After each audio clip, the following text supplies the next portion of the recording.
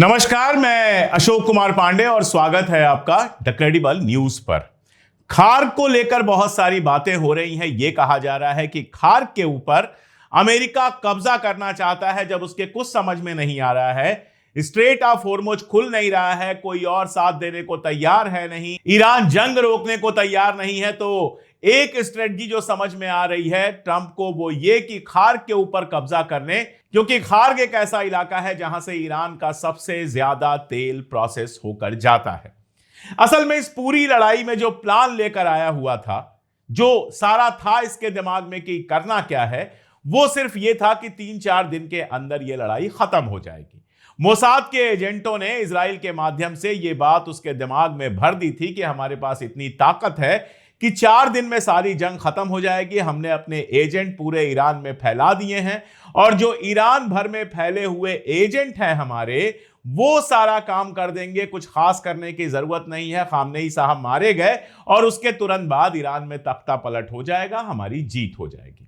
अभी कल यह खबर आई है कि टर्की को भी यही बताया था अमेरिका ने, इसलिए शुरुआती दौर में टर्की भी खामोश था कि जब 4 दिन में सब हो जाना है तो हम क्यों हाथ डालने जाएं। ऐसा लगता है अरब मुल्कों को भी यही बात बताई गई थी, इसलिए अरब मुल्क भी खामोश रहे। हालांकि कहा यही जा रहा है कि अरब मुल्कों ने शुरू में यही सलाह दी थी कि जंग शुरू ना हो तो बेहतर।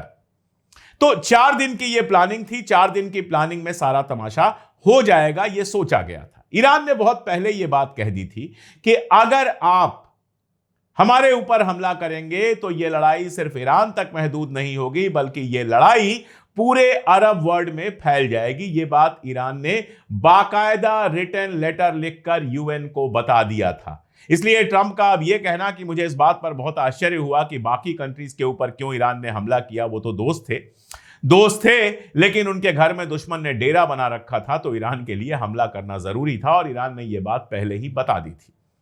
तो इनकी प्लानिंग में था नहीं। इनको लगा था कि यह सब तो कहने की बात है, 4 दिन में निपटा देंगे, इन मुल्कों पर हमला कहां होने वाला है। स्ट्रेट ऑफ होर्मुज को भी बंद कर देंगे, यह बात ईरान ने एक नहीं कई बार कही थी कि अगर हमारे ऊपर हमला हुआ तो हम स्ट्रेट ऑफ होर्मुज को बंद कर देंगे। तब शायद ट्रंप के दिमाग में यह आया नहीं, या फिर जो हमास ने समझाया कि ये सब तो कहने की बातें हैं, ईरान में सरकार ही गिर जाएगी तो कुछ और कहां कर पाएंगे, वो हमें कुछ और करने की जरूरत नहीं है, वो कुछ और कर नहीं पाएंगे।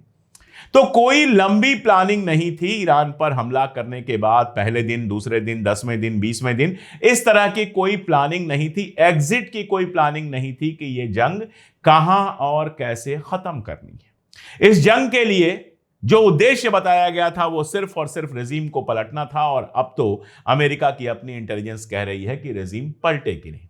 इसलिए जब यह जंग लंबी चल रही है, लगातार खिंचती चली जा रही है और ईरान झुकता हुआ नजर नहीं आ रहा है, तो ट्रंप के लिए सबसे बड़ी मुसीबत है कि किया क्या जाए।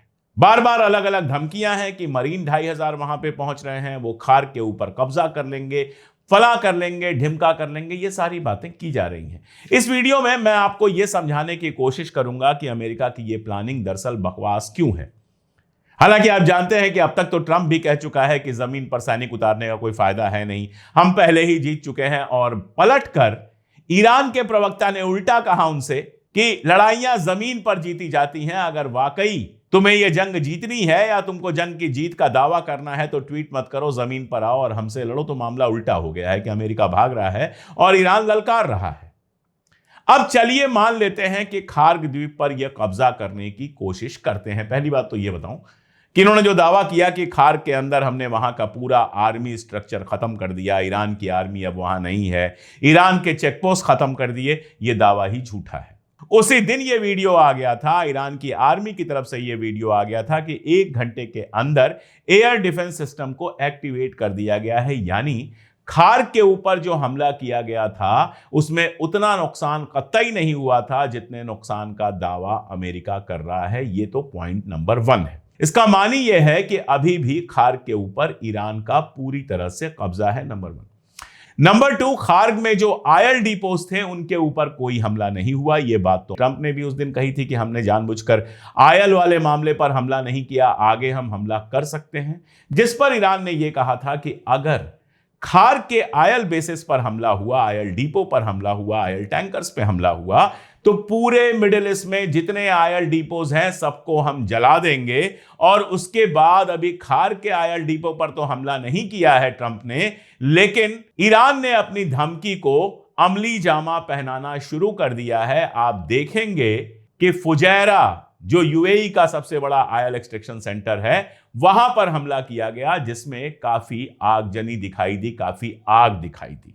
अब यूएई में तो आप जानते हैं रूल ऐसा बना है कि कोई वीडियो नहीं बना सकता। 19 लोगों को सिर्फ इसलिए गिरफ्तार कर लिया गया कि वो उस बिल्डिंग में थे जिस बिल्डिंग पर हमला हुआ, और उन्होंने वीडियो बनाकर अपने लोगों को भेजा और ये कहा, व्हाट्सएप पे भेजा, पोस्ट भी नहीं किया, व्हाट्सएप पे भेज के बताया कि सब ठीक ठाक है, इतना बड़ा हमला हुआ था लेकिन हम ठीक ठाक हैं। व्हाट्सएप ग्रुप को चेक करके उन लोगों को गिरफ्तार कर लिया गया। तो यूएई से वीडियोस बड़ी मुश्किल से बाहर आ रहे हैं, लेकिन जो आ रहा है उससे साफ पता चल रहा है कि फुजैरा में आग लगी है जबरदस्त। बहरीन के आयल डिपो पर हमला हुआ है, और अगर अमेरिका ने ऐसा कुछ भी करने की कोशिश की तो पूरे के पूरे मिडिल ईस्ट में जितने भी आयल डिपोज हैं सबके ऊपर हमला होगा। यह बात ईरान पहले ही क्लियर कर चुका है। यह जरूरी इसलिए है कि आयल डिपो पर हमला करने से पहले अमेरिका 100 बार सोचेगा। यह हो गया पॉइंट नंबर 2।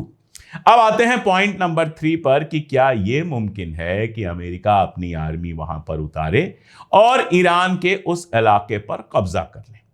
यह बात आधी सही है और आधी गलत। देखिए, अमेरिका अगर ईरान की जमीन पर सैनिक उतारने की कोशिश करेगा तो यह उसके लिए बहुत सारी मुश्किलात पैदा होगी। कल के वीडियो में मैंने बहुत डिटेल में बताया था कि किस तरह एक पूरी सीमा जो ये वाली है टर्की तक जाती है, उस पर पहाड़ है, नार्दर्न सीमा से पहाड़ है, बीच में रेगिस्तान है, और ईरान के साथ जमीनी लड़ाई का जो एक्सपीरियंस इराक का रहा है, इराक ईरान वार में, वो ये बताता है कि जमीनी लड़ाई में टैंक वगैरह के भरोसे ईरान पर कब्जा कर पाना आसान नहीं है, बल्कि लगभग नामुमकिन है। अब अगर खार्क पे आ जाएं तो खार्क थोड़ा सा अलग सा है, पानी के रास्ते आप यहां तक पहुंच सकते हो, यह तो बिल्कुल ठीक बात है, लेकिन पानी के रास्ते पहुंचने के खतरे क्या हैं उनको भी समझना चाहिए। ईरान के पास दुनिया की सबसे शानदार नेवल माइंस है, यानी पानी के अंदर काम करने वाली माइन। तो जिस दिन उसको यह खतरा महसूस होगा कि खार्क की तरफ से आर्मी आ सकती है, नेवी आ सकती है, वो उन माइंस का इस्तेमाल करेगा। तो पहला सवाल तो यही है कि क्या खार्क तक पानी के रास्ते अमेरिका के मरीन्स पहुंच पाएंगे, नंबर 1। दूसरा, चलिए पहुंच गए और वहां अंदर चले गए, 2500 लोगों के जाने की बात है, तो क्या 2500 लोग खार्क के ऊपर कब्जा कर सकते हैं? इसका जवाब भी आधा हां है और आधा ना। शुरुआती दौर में कब्जा कर सकते हैं, बहुत हाईली ट्रेंड हैं, बड़ा हथियार होंगे उनके पास, वो सारा कुछ होगा, तो यह हो सकता है कि शुरुआती दौर में वो हमला करें और सक्सेसफुल हो जाए कब्जा करने में। लेकिन जंग में यह बड़ी बात नहीं होती है कि आपने कब्जा कर लिया, उससे बड़ी बात होती है कि आप कब्जे को बरकरार रख पाते हैं कि नहीं रख पाते हैं। कब्जा जो आपका है वो 2 दिन, 4 दिन, 10 दिन वाला है, या फिर साल भर, 2 साल तक आप कर सकते हैं, यह बड़ा सवाल है। अगर खार्क में अमेरिकन आर्मी आती है और सिर्फ 2500 लोग वहां पहुंचते हैं, इसका मतलब यह है कि ईरान यह भी ट्रैप खेल सकता है कि पहले जमीन पर आ जाओ, अंदर आ जाओ, फिर घेर के मारेंगे, और यह लड़ाई चलेगी लंबी।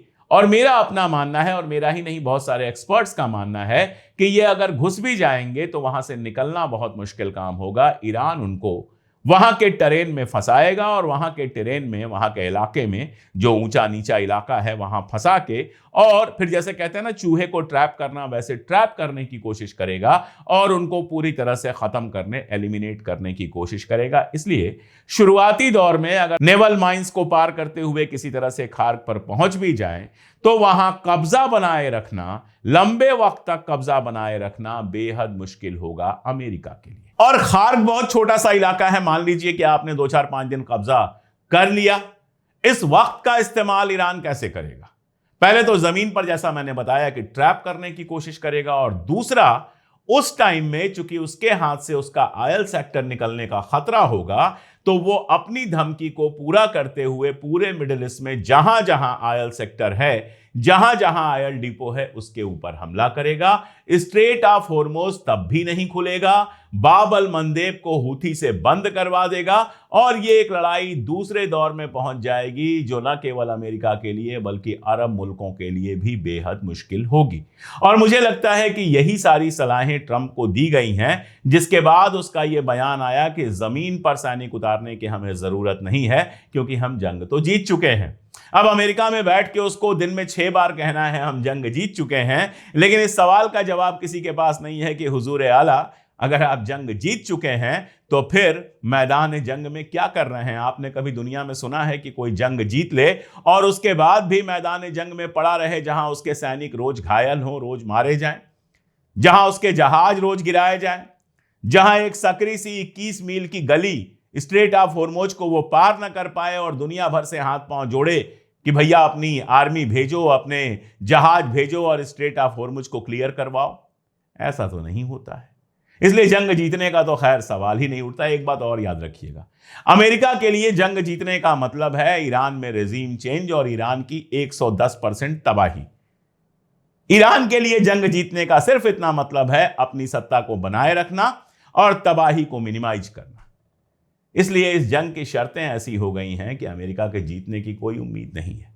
और यहां इजराइल में तबाही जिस कदर हो रही है, उसके बाद इजराइल के ही जो थोड़े सेंसिबल लोग हैं, जिनके पास थोड़ा दिमाग बचा हुआ है, जो पागल नहीं हुए हैं, वो कह रहे हैं कि इजराइल का वजूद ही खतरे में है। और याद कीजिए, हमास के जो स्थापक थे, जिन्होंने हमास बनाया था, उन्होंने कहा था कि 2027 में इजराइल खत्म हो जाएगा।